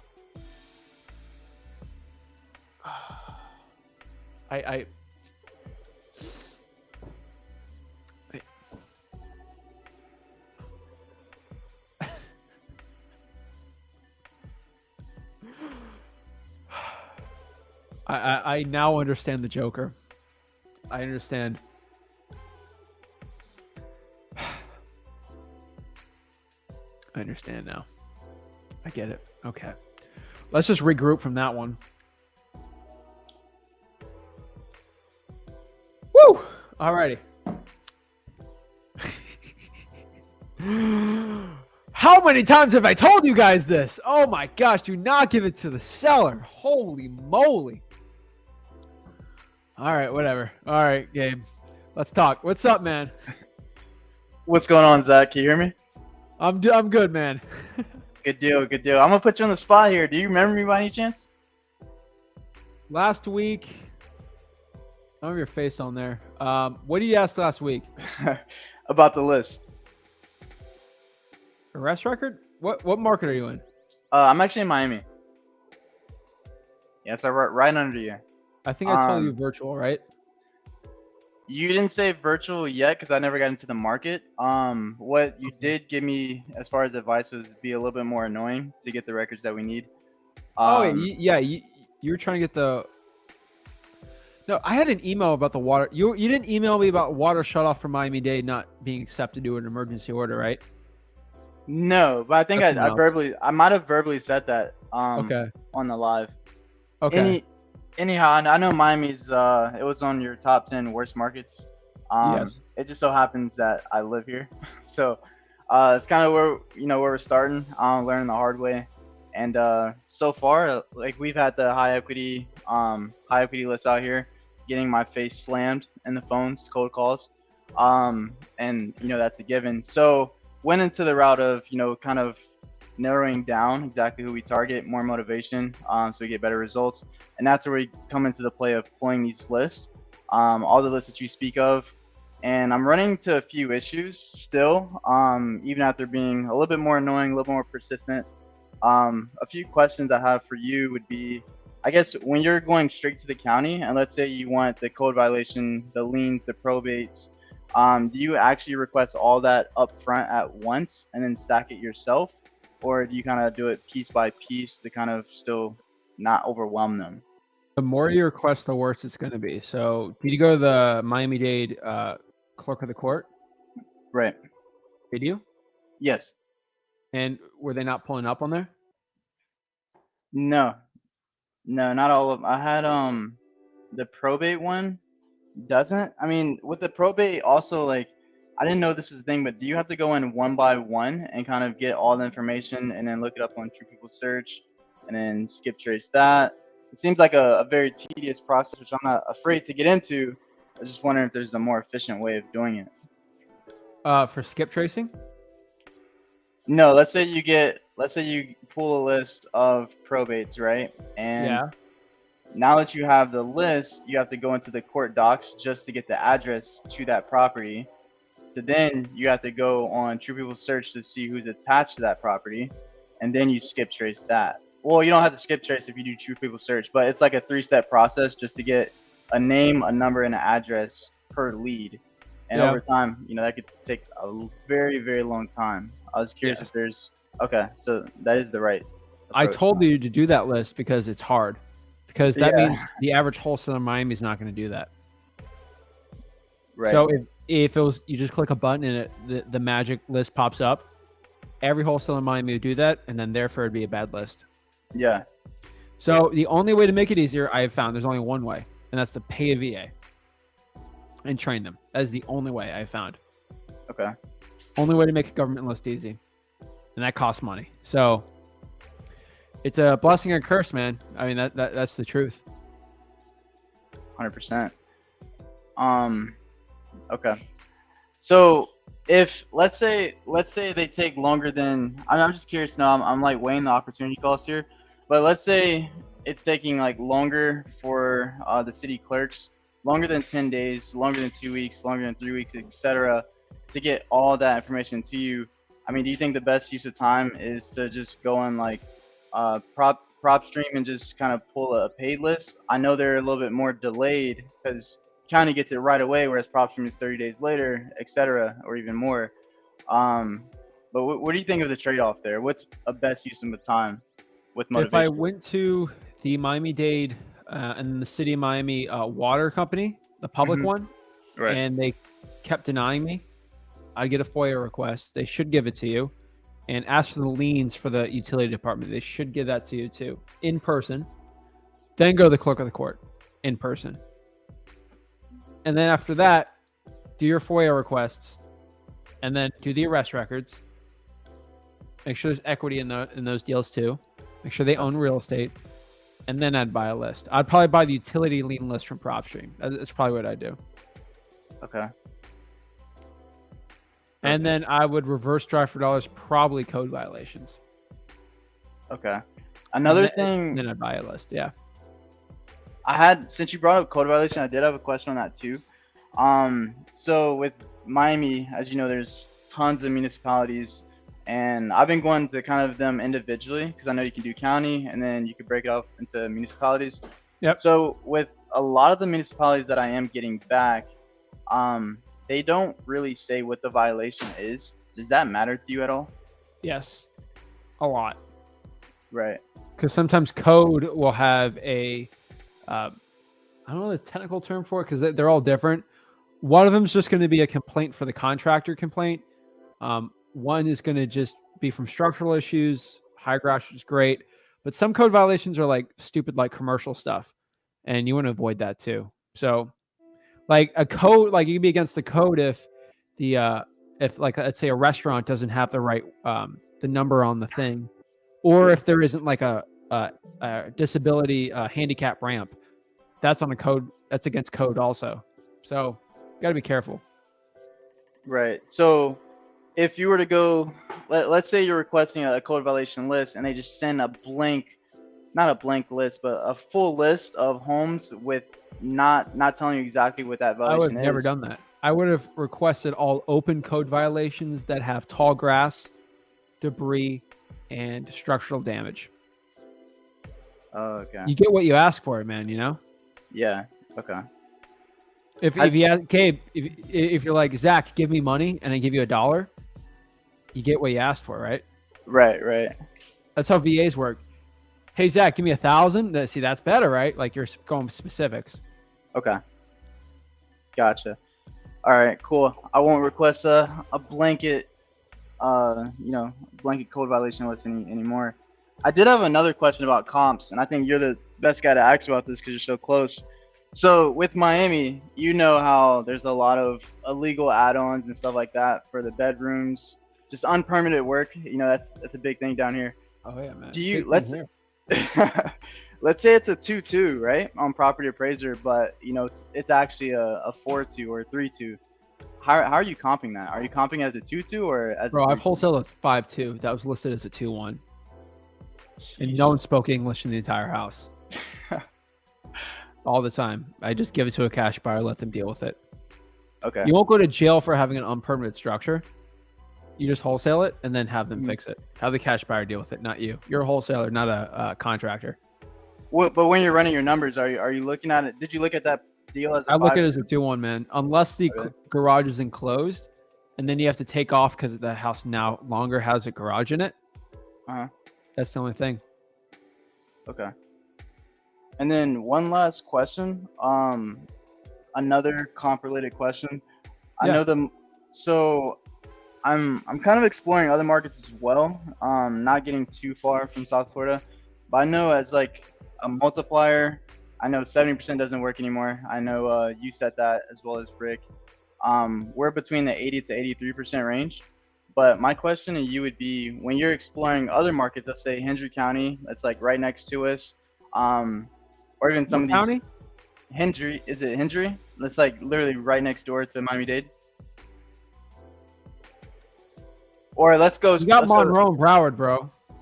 Yeah, there's Monroe, Broward, and then all right. Let me give you a Isn't that rundown. west? County. What about DeSoto County out west? A very small area. West Florida. Are you in Florida City? No, no. Where's DeSoto County? Hold on. This is Tampa, dude. No, I it's in know. Mexico. No, I'm giving you an example of like a super small county. I'm comparing like Okay. a multiplier. So if it's 80 to 83 here, and one of these smaller markets where the homes are way different, rundown, how do you kind of determine the criteria on how you choose your multiplier in that, that kind of county? Okay, let me put you on the spot real quick. Uh-oh. All right. Do you watch my live yesterday? Yesterday, I didn't Yes. watch the live yesterday. I I went. watched you religiously, but I didn't do it yesterday. That's the one live you should have watched, man. That's my entire virtual wholesaling step by step. I literally just I had a chart. I'm gonna tell you what it is, so you don't have to watch. Like you should watch it though. But I'm telling you, I literally broke down how much should you offer on a virtual market if ARV is under 120, 70%. If it's over 120, 83%, and if the ARV is over 400, Miami, 85. Okay. I'm trying to be nice. Like that's usually my criteria. Okay. It's my 2022 updated one. Okay, so anything below, I'm writing everything down too. So Miami 85, and then you have 80 to 83 for what was it? I know. Okay, 120 and under. You said 70%, and then what was that middle one? I missed the middle one. 83 for over 120. That's most of them. Oh, okay. Most of your deals are gonna be 83%. Gotcha. Okay. Sounds good. That's all I have for today, man. As always, huge help. Appreciate you. Take Appreciate care, it, man. Have a great one. Yes, sir. You too. Peace. Boom. I gotta go to. I'm in Miami at least 4 or 5 times a year. I gotta do I gotta go do a meetup or something, but we gotta figure it out. Corey, Hi, what's up? How are you? I'm good. How are you? I'm blessed. Every day above ground's an amazing day. It is. It is. So my first question is my best option to JV with someone if I have fear of getting stuck with a house I can't afford? Stuck. What do you mean stuck? I'm afraid that I'm not gonna be able to back out of a contract because I Okay. don't know what I'm doing because I'm brand new. Okay. Kokomo, Indiana, right now. We're in Indiana. Kokomo. It's like an hour north of Indianapolis. Oh, that's in between that and oh, okay. Awesome. How far is that from Carmel?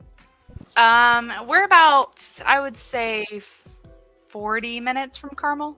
Okay. North. I know that. Okay, so all right.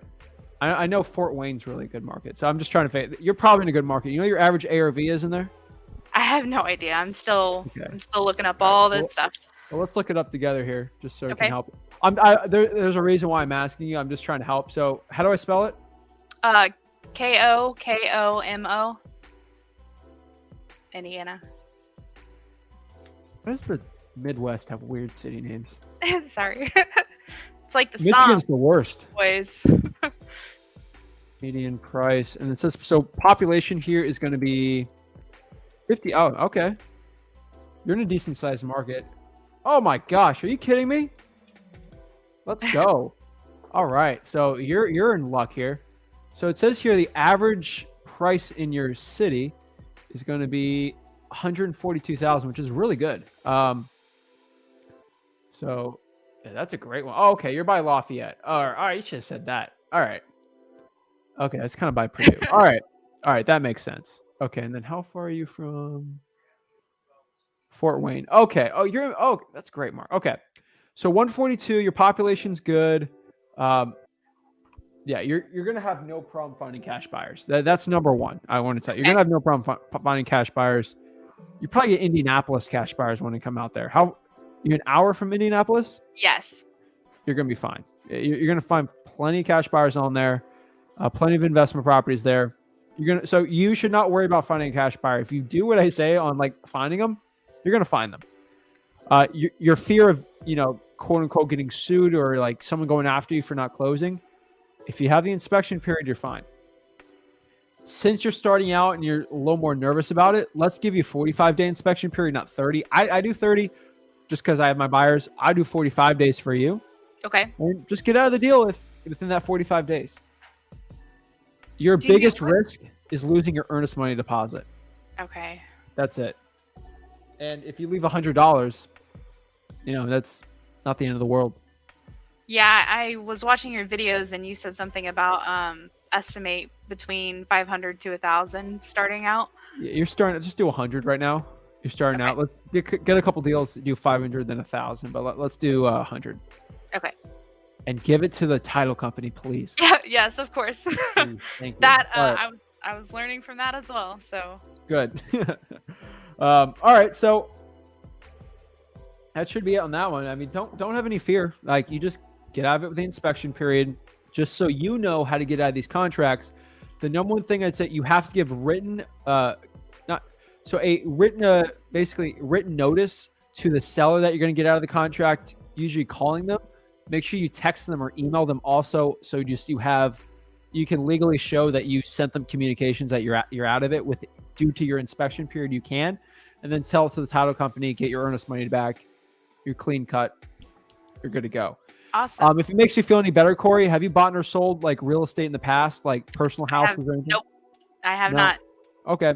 Well, I'll let you know from someone that flips houses, sells it to brand new people like mom and pops, accountants, lawyers, things like that are just buying personal residences. So many of them will go put a property under contract, get the loan ready, and then I don't like the house, and then they get out. People in regular house buying, they get out of the contract all the time, do the inspection, because maybe the roof is not as new as they thought or wasn't as structurally sound, and they just leave. Oh, there's a leak in the bathroom. We're getting out of it. They're so dramatic, and it happens all the time. So just understand that, like regular real estate transactions, people get out of it, do the inspection period all the time. So it's not something unique. So hopefully that gives you peace of mind. It does. It helps a lot. Oh yeah, and as long as you're a person of your word, you tell the seller the truth. As long as we inspect it one more time with my partner, make sure we're all good, we can close on it. Okay. You're good. Yeah. I just need to get out of the analysis paralysis. Take action. Drawing for dollars is going to be the best thing there. I'm telling you right now. With the biggest driving for dollar software out there right now is a dude that created it because he was doing so well in Indianapolis. You're right there. Oh, wow. So drawing for dollars works really well in that market. Wow. Maybe I'll do Indy and Lafayette as well. Yeah, I mean, I would do your local market right now. Okay. There's going to be less wholesalers there. And then just focus on that starting out, and then you can go out from there. Your local market's going to do way better. Where would I go to find like my state laws and stuff so I know I'm in code for things? Yeah, so I would look up Indiana. I mean, assignment of contracts are basically baked in. I mean, what is it? Home building companies do it all the time. They do it with mortgages. So I'll just try to see wholesaling laws. There's no laws against it. I mean, I'm just looking up here. There's no specific. It says here in Indiana, there's no specific laws for or against wholesaling. So title companies do it in Indiana all the time. Okay. So there's no laws for it or against it. So Okay, and just good to go then. you're good to go. I mean, unless they make a law against it. So it's weird. You know, it's like kind of like the internet. It's like there's no laws for it or against. It's just there. And Would if title you companies let you do recommend- it, you're good. Would you recommend JVing with anybody for my first contract since I'm Nope. super new? No? Nope. Okay. I mean, Dive how, right in. Corey, the best way for you to get confidence and experience in wholesaling is by doing it yourself. And you make more money. It's a win-win. Yes. Yeah, it is. It sucks, trust me. Like it sucks doing it all by yourself, but the problem is once you get that first one done, you're like, I can do it myself now. It's empowering, right? Like I don't need anyone. I can do it myself. And that's going to give you such a confidence boost that you won't need anyone to JV with. Okay, awesome. That's it. I'm excited to start. Appreciate it. Get it going. Thank You you. got this. Have a great one, Corey. Any questions? Are you good? Nope, I'm good. Thank you very much. Have a great one. You too. Bye. Boom. Telling you. Guys, super simple getting started. That's a great market. Like the ARV is really low on there. I like it. I like it. Good stuff. Good stuff. Everyone's asking again too, like, Zach, how do I get a hold of you for the one-on-ones? How do I get the link? That's not fair. Oh, guys, I make it very fair. I scream literally on these lives all the time. Where do you get these one-on-ones from me? Everyone, so you just go to Wholesaling Houses for Real right here. Wholesaling Houses for Real. It's my Facebook group, the largest wholesaling Facebook group by active members. And literally all you do here is, you just click join and you join. You just do a little scroll here. Oh, featured. This is on the top. It was pinned 4 hours ago. Free coaching call with Zach Ginn, 5:30 Eastern. Link's right here. You click it, hop on, you join me one-on-one. So for everybody, I will give one more announcement. Thursdays we do one-on-ones also to hop on, talk to us. But let's break it down one last time. You just go to Wholesaling Houses for Real on Facebook. You click right here, and you can hop on, talk to me one-on-one during the live streams. I'll put the link in on the YouTube comment for everyone. And let's break it down. Hold on.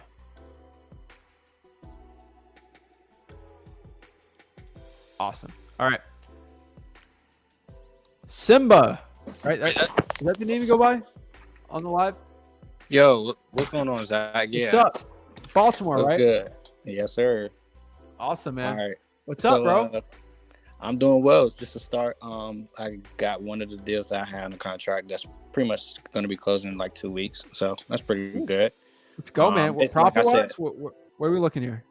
In Baltimore. Like, what's the profit looking like on that? Oh, the profit splits are always small. It's like 6,000. So it's cool.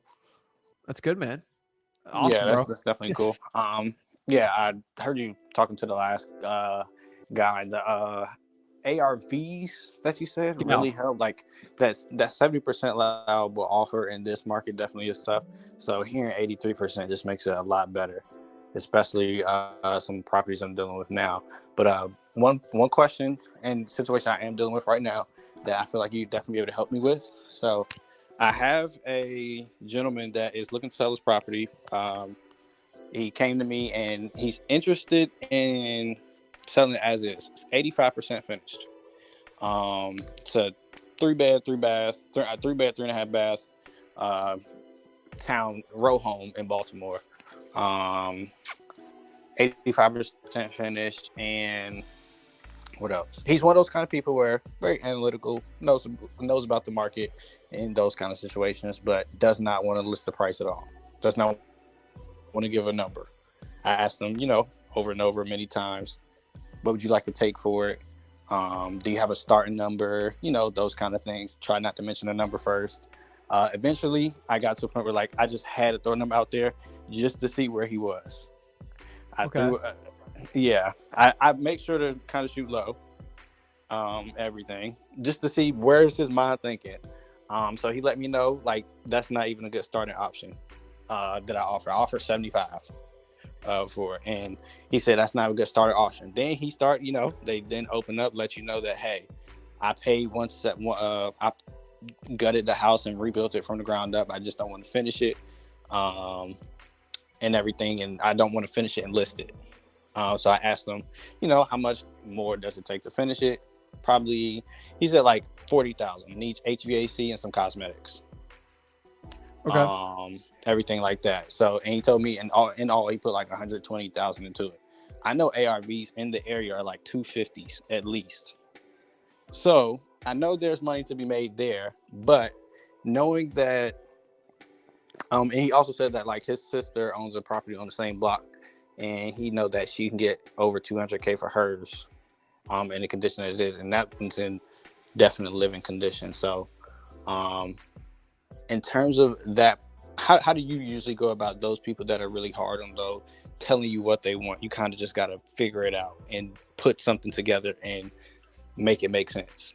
I get it. There's some tough ones out there. I get it. So what I would have done is either I would have never given that offer out. I'm you did fine.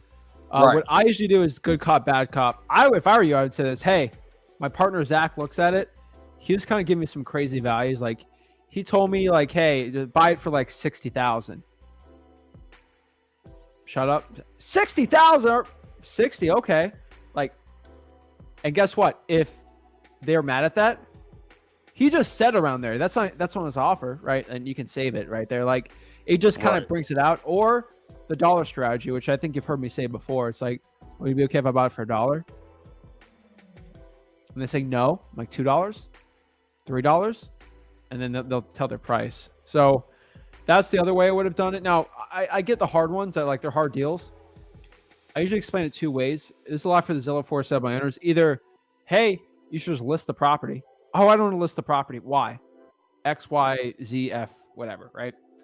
And then, well, do you want to list it or do you want to sell it for cash? And not this price. The best way, so the reason why people accept offers and like with sales, they go off of 3 tiers: emotion, logic, and fear, in that order. So you're at a seller right now that is going off of logic. They get emotional. They want to get rid of the property. They say yes, right? That's one reason. He's on logic, okay? Mm-hmm. So how do you get logical with a seller like this? You got to meet in the middle. So use the partner. Use me for an example. So what price is he at? He didn't even give me a starting number, and I've just been reverse engineering it per se. Like, I know the house sells for over 250s. Okay, well, you got to get a price out of him for that method to work. So, for example, right. So my partner's at 70. What price are you at, Mr. Seller? He's at 70. We're at 70. The offer is 70 that we gave. So, should we get an agreement for 70? Oh no. Then what's the counter on this? Higher. 71. 72. You're gonna have to work with me here. I don't know what like price in your head. And then he'll say it. He'll say 120 or something, or maybe 150 or whatever it is, right? Well, Mr. Seller, if you're at 120 and we're at 70, what is that? 95. Why don't we just meet in the middle at like 100? That makes sense, right? Right. That's logical, right? Yeah. That's logic, right? That's how you get logic on that second part. And maybe you're so low and he's at a medium, that logic is not logical. It's even lower, but you still got to deal with that. And then fear is like, hey, Mr. Seller. And he's like, I have to think about it because he's thinking logical. You hit him with fear. Hey, I can do 100, but if I don't get an answer by tomorrow, I'll just buy another house. I got another appointment I got to go on. You know what, Mr. Seller? I actually have to go to a bunch of properties tomorrow at noon. I'll cancel those appointments by noon tomorrow if you give me an answer. If you don't give me an answer, I just assume you're not going to use it, and then go. Fear, they'll call you usually in the morning. That's how you get through all those issues. Yeah, and my angle on this was going to be like just reverse engineer. So he told me, 40,000, like sounds like 40,000 pretty much gets the job done. To put it back in like a nice condition. Like the pictures are very nice hardwood floors, some appliances, island. Like it's a little bit more of an upscale type situation. It's going for it, just didn't finish it. 250s, 260s, I know it sells for. Anything over that is just, market dependent. You can't account for. That's the end buyer's problem. So I was going to like that 83%. I know 83% of that is about 210 is where you like the a buyer, an end buyer will want to be all in for. That way they can make a profit, get a nice 60, 70K flip situation. So right, my offer was going to be in between that 150, 165 max is where I want to be. I mean, your MA is 141 on this. If the numbers are saying right, so 210 ARV, right? No, the ARV would be 260s. It's worth 260 if you put 40 into it right now. Yes. All the bells. I'm gonna put 50. Just being conservative. Once it says 174. If it's 174, it's 174. It might need more than 40 on it, but if it doesn't, 174 is your MAO here. Yeah. Either the ARV. I just want to make sure the ARV is not off, man. Right. Yeah. That's where most people get their MAOs wrong because the ARV is too high. Yeah, I know. I've seen houses like a house sold for 360 actually in the same block, but it's like it's a little bit bigger. 2 weeks ago, so I always put my ARV a little bit lower. The ARV, it very well could sell for 300, but if I like it sells for 175, man. Because you lock it up for 140, you should make 30. So that'd be a good deal. Right. Yeah, I definitely want to be in that range, and I feel like I could. That's a situation where I can use that logic and say, "Hey, meet me in the middle," situation. Because like I already gave out that 75 offer. I'd be like, "Look, me and my partner, we're really working hard. I went back and reevaluated numbers, everything like that, and I feel like we can definitely meet in the middle here." Situation. So yeah, I definitely get those kind of sellers all the time where they just don't spit out a number. Eventually, you sometimes can lowball them until they tell you, but even then, sometimes they don't tell you. I definitely know he's motivated to sell because he's one of the situations where he got screwed over by a contractor. And after you get screwed over by a contractor a few times, those kind of guys, they just be like, man, forget this. I just want to move on. So he came to me. This is actually another referral lead. He came to me. I did not cold call him. This is not from no lead. He came to me. He know I wholesale houses. He came to me asking like specifically, are you interested in this property? Mm-hmm. So, yeah, but other than that, just trying to get some other deals closed that I have in the contract right now, but making some progress. I'm about to pull another list here on batch leads, everything like that. Cold call it.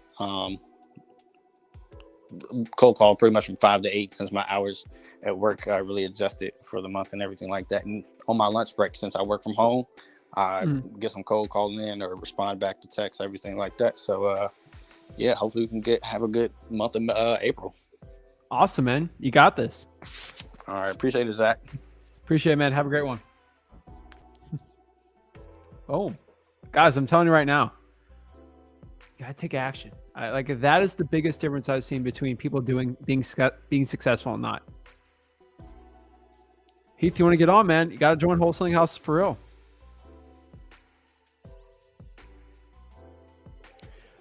Zach, what would you do if you have an excellent drawing for dollars contact that's flagged with DNC? I'm not going to tell you what to do. I'm just telling you right now. A wholesaler who doesn't care about the DNC will call it and get a deal, and one who won't get the deal. Think about that for a second. Freddie, there's definitely Indianapolis people on there all the time. Let's see here.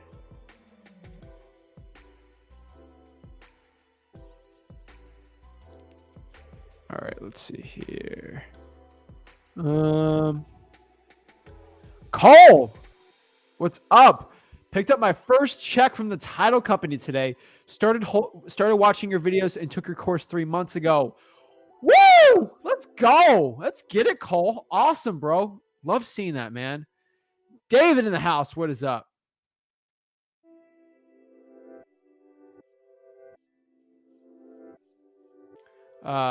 My Google Voice number calls people as Lee Strong. I would just get another Google account and just switch it.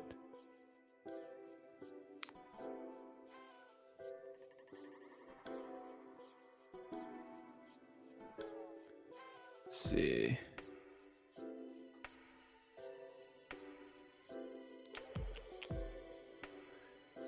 Bro, I almost stopped that live. I almost had a stroke there. That was a special level of crazy. Oh my gosh. I don't even know what's wrong with some people sometimes. Come on, don't be doing that. Killing me here on this. But yeah. Let's see here. Alrighty. Live and learn. That's life. Oh, that was crazy. Best way to reinvest yourself for your deals. Honestly, I have personally found the best way to reinvest your wholesale fee is into driving for dollars and pulling a list.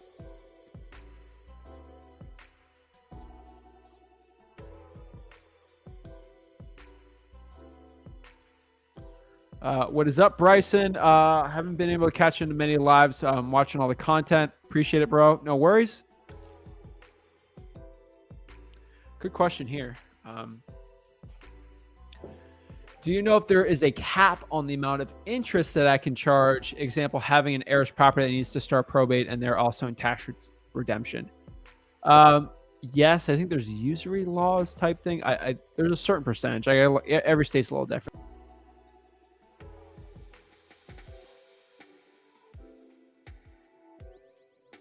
Let's see. Zach picked up my first check literally in the car. Take a picture. Love all to see it. Just put out the important information out of there. That's awesome.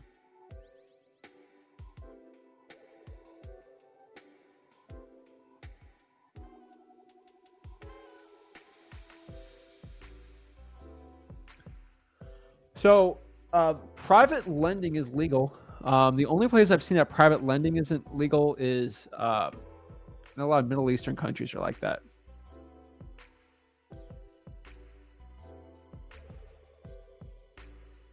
But I gotta look up the laws.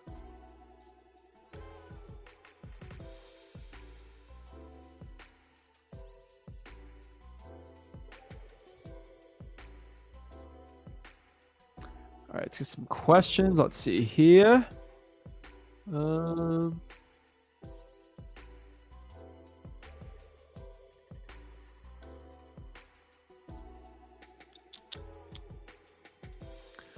What's up? Alexandra says, if you're struggling to get your first deal in 2 years now, would you look for a partner to do marketing or have different suggestions? You're most likely not pulling niche lists. Let me know what market you're in. That'll probably help me out a lot. I got to look at your market and kind of see.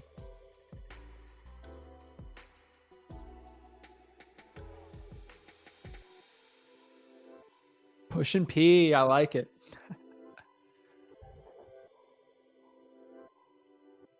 Does FOIA ask for proof of citizenship?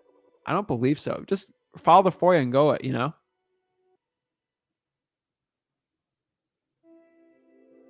In my county, it's only showing the people that request the petition. I would go in person and ask.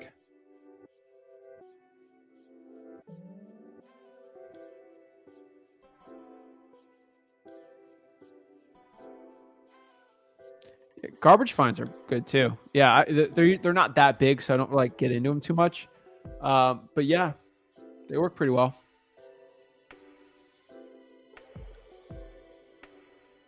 Let's see here.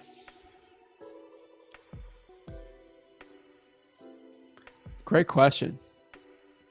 Why do no other influence promote public records? Just affiliate? I don't think it's the affiliates thing. Like, everyone likes affiliates to a point, I guess, but like, I'll only give you an affiliate of something I use. Like, that's really it. Like, I don't care. Like, I just tell you what works in my business because I feel like I get a better reputation if I tell you what really works and then you use it and then it works for you and then everyone who watches my stuff does well versus me trying to be like the small. Now, honestly, most people don't talk about it because the coaches and whatever, the influencer type people, because let me tell you a quick secret. These influencers, they don't actually wholesale real estate. They literally flip students, not houses. I'm saying that in the nicest way possible. Like, they don't wholesale anymore. They just don't. They spend out like most of their day on Zoom calls with students, and they're not even in the business anymore. Like, they talk about it, they don't do it. Sorry, but like this ain't football where like you played your glory days and now you don't have to do football. Guys, you have to still be in the trenches every day, single day. You can even have a delegated business. At least you can run a real business, right? Truth is, they don't talk about it because they can't make money off of you. And most importantly, they're actually not really doing it. Sorry, but that's the truth.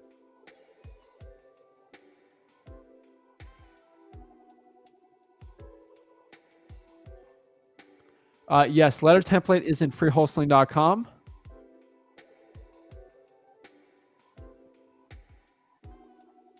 Let's get some newer comments on here.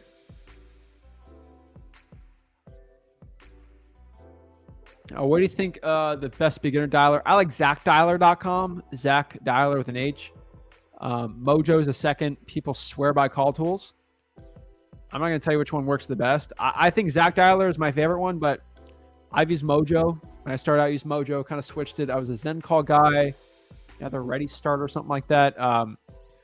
They're an international company, so like they're not the best of the laws here, so kind of skipped out on them. The user interface sucked. But yeah. Alexis says, should I make offers on FSBOs? Yeah. You guys see me doing live cold calls with this FSBO, so yeah. If you call an off-market seller and ask how you got their information, we tell them our marketing department or we pulled it from a software, and just calling people in the area, see if they want to sell the house. MJJ Smooth Criminal says, Zach, have a seller for sale by owner ever said to you that you were responsible for clearing title after closing through tax foreclosure with the county? You're responsible for clearing title. No, title, you need to buy it with a clear title. You're wholesaling it, so it wouldn't be your issue.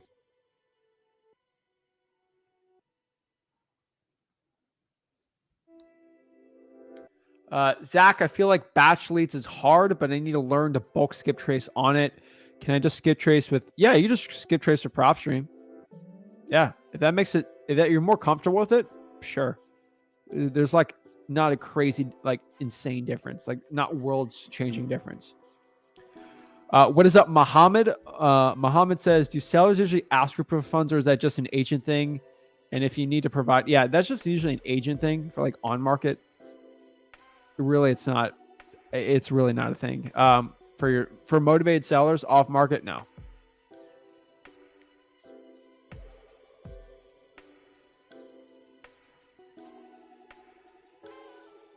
Listarted.com is probably the best Trying for Dollars app just because you get everything together on it.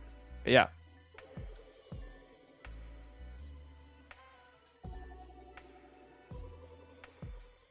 So Willie wants to know where you get the probate template. Let me show you real quick.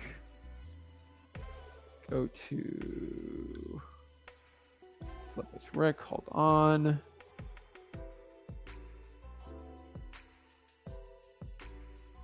Let's see here.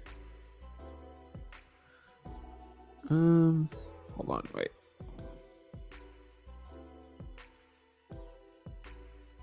Why is it not popping up? Flip with Rick probates.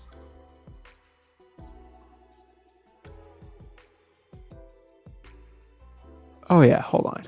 I just got by the last lives. Rick did a live on that, so I just pop it up. Hold on. Oh, pop on. Give me a second here. Niche lists.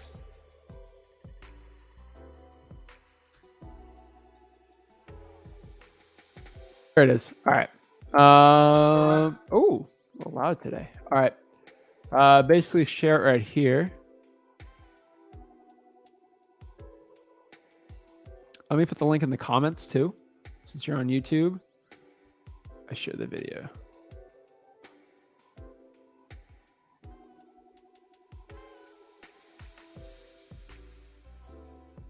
So I put it on there too. It's at freewholesaling.com, the whole letter thing, but I'll show you one and I'll show you two of them. So one of them here is the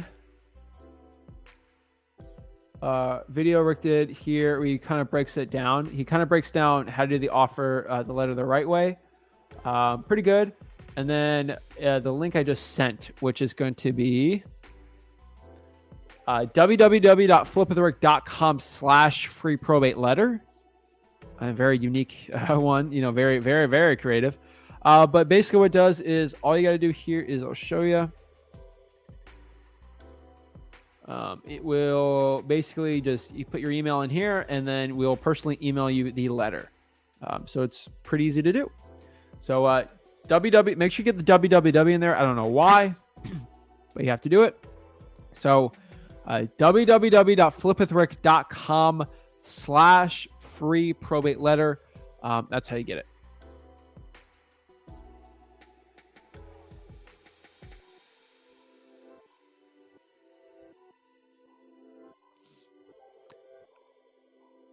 Zach, can you say the ways to find good buyers and title companies? So freewholesaling.com, obviously, is the best way. But the best title companies, you got to go look in your local market and find other wholesalers wholesaling, and then just ask them, hey, where are you finding them, right?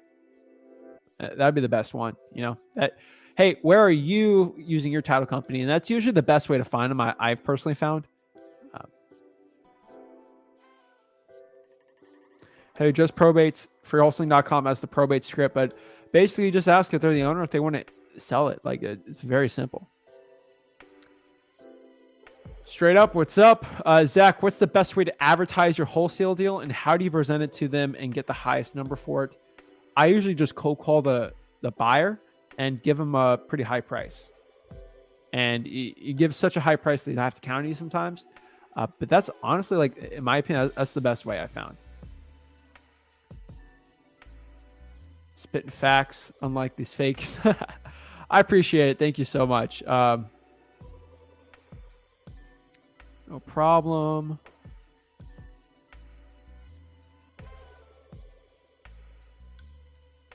I would not be pulling government lists from Maricopa County. That is one place I'd be out of.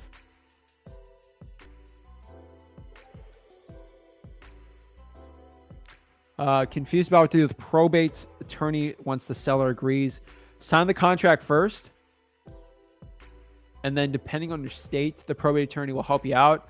Sometimes the title company help you out with the probate attorney. It depends if it's in probate, out of probate, and the state.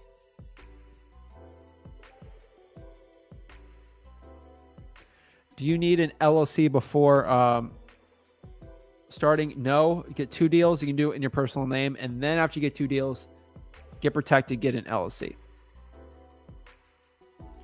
Try and get the free probate thing. Yeah, we don't own that one. I mean, we get the letter out for free, and then we have the whole free training. It is like, it's not ours. So, yeah, I would email again. I mean, I'm just trying to have everyone go through it. We get a bunch of emails every single day, but I mean, literally everything we have is for free. Like, we just get the free probate marketing template letter at free probate letter. Wait, www.flipwithrick.com/free probate letter.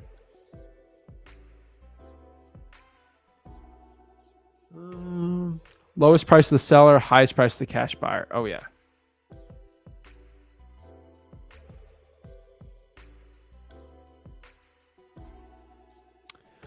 Sent 5,000 postcards, and the offers were over retail.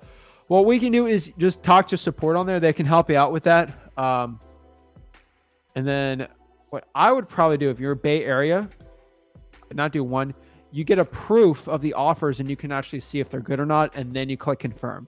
So don't confirm the offer price. Literally, all you got to do is confirm that the offer is good. And then you can put your credit, like you put the credit card in to buy the direct mail piece. So do not buy the direct mail. So do not buy the direct mail unless you get a proof and saying, hey, is this offer good enough or bad enough? You probably didn't look at the proof. So look at the proof. It'll help you out.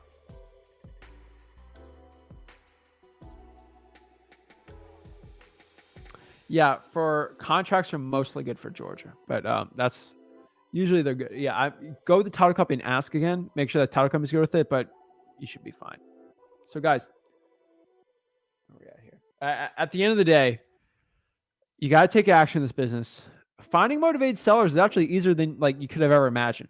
And that's the one thing I think a lot of people get confused on this business It's simplicity is going to be the easiest thing. Like simplicity is going to give you the best results. And that's honestly what you got to do. And that's what I recommend. So guys, keep it simple, guys. Find your motivated sellers. Find out if you got to pay for a list, do a free list, find your skip tracing, and go contact these sellers. Give offers. I'm telling you, giving offers is going to get you those deals. And go out there. Don't be scared to lowball a seller too.